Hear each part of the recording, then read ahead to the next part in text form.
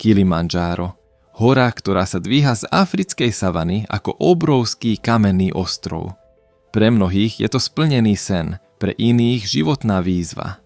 Ak aj ty premýšľaš, že sa postavíš na strechu Afriky, tu je 10 faktov, ktoré musí poznať každý, kto sa na túto cestu chystá. Technicky jednoduché, fyzicky náročné. Hoci Kilimandžáro patrí medzi najvyššie hory sveta, výstup na ne technicky jednoduchý. Nepotrebuješ žiadne laná, mačky ani špeciálne horolezecké vybavenie. Je to trek, nie lezenie, no nenechaj sa tým zmiasť. To, čo robí túto horu náročnou, nie je terén, ale dlhé dni chôdze, únava a najmä extrémna nadmorská výška.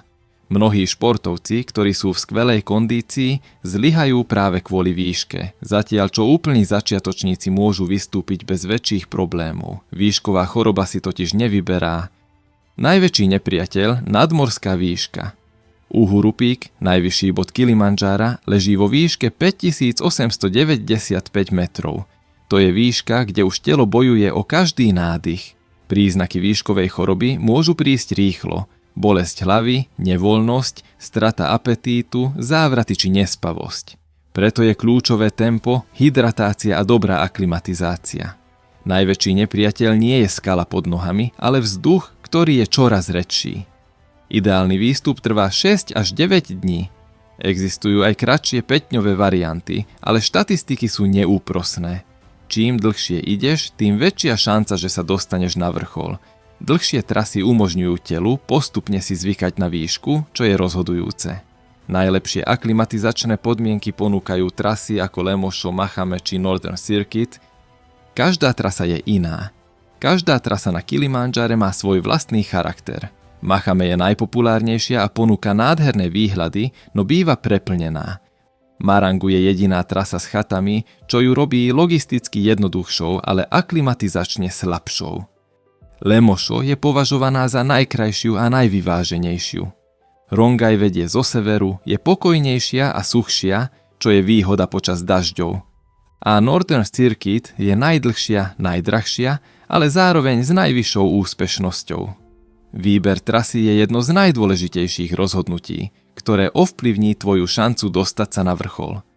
Extrémne a nepredvídateľné počasie. Počas výstupu prejdeš 5 klimatickými pásmami. Začneš v tropickom dažďovom pralese, pokračuješ cez savanu, skalnatú polopúšť, mesačnú krajinu a napokon sa ocitneš v arktickej zóne. Teploty môžu byť cez deň príjemné, ale v noci klesnúť hlboko pod nulu. Vietor na vrchole dokáže byť brutálny a nepredvídateľný. Kilimandžáro je miestom, kde môžeš zažiť 4-ročné obdobia v priebehu jedného dňa. Výbava rozhoduje o úspechu. Správna výbava je absolútne kľúčová. Potrebuješ kvalitné vrstvené oblečenie, ktoré ťa udrží v teple aj v extrémnych podmienkach. Trekové topánky musia byť rozchodené, nie nové. Čelovka je nevyhnutná, pretože posledný výstup začína okolo polnoci. Trekové palice ti ušetria kolená pri dlhom zostupe. Spacívak do mínusových teplôt je nutnosťou a termofľaša ti zabezpečí, že voda nezamrzne ešte pred cvitaním.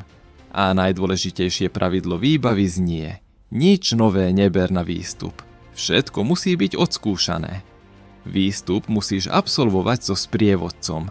Na Kilimandžáro sa nesmie ísť solo. Je to zákon Tanzánie.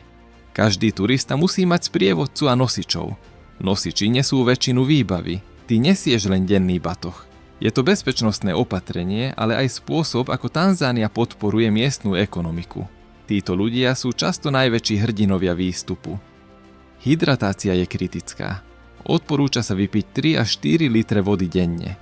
V suchom vzduchu a vo výške strácaš vodu rýchlejšie, než si uvedomuješ. Dehydratácia výrazne zvyšuje riziko výškovej choroby, takže piť treba aj vtedy, keď necítiš smäd. Summit Day, najťažší deň celej cesty. Najťažší deň celého výstupu je tzv. Summit Day.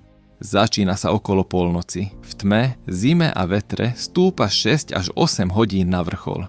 Je to psychicky aj fyzicky najnáročnejší moment celej cesty. Mnohí ľudia plačú, vzdávajú to alebo bojujú sami so sebou. No keď sa objaví prvé svetlo a ty vidíš obzor nad Afrikou, všetka námaha zrazu dáva zmysel. Je to moment, ktorý si zapamätáš na celý život. Po vrchole však čaká ešte dlhý zostup, ktorý je pre kolená náročnejší než samotný výstup. Najdôležitejšie pravidlo pole pol. Najdôležitejšie pravidlo Kilimandžára znie pole pol. V preklade pomaly, pomaly. Toto počuješ na hore neustále. Pomalé tempo znamená lepšiu aklimatizáciu a vyššiu šancu dostať sa na vrchol. Na Kilimandžáre nevyhráva ten, kto ide rýchlo, ale ten, kto ide múdro. Kilimandžáro nie je len hora, je to cesta. Cesta cez prírodu, cez výzvy, ale najmä cesta k sebe samému. Ak sa na ňu vydáš pripravený, môžeš zažiť jeden z najkrajších momentov svojho života.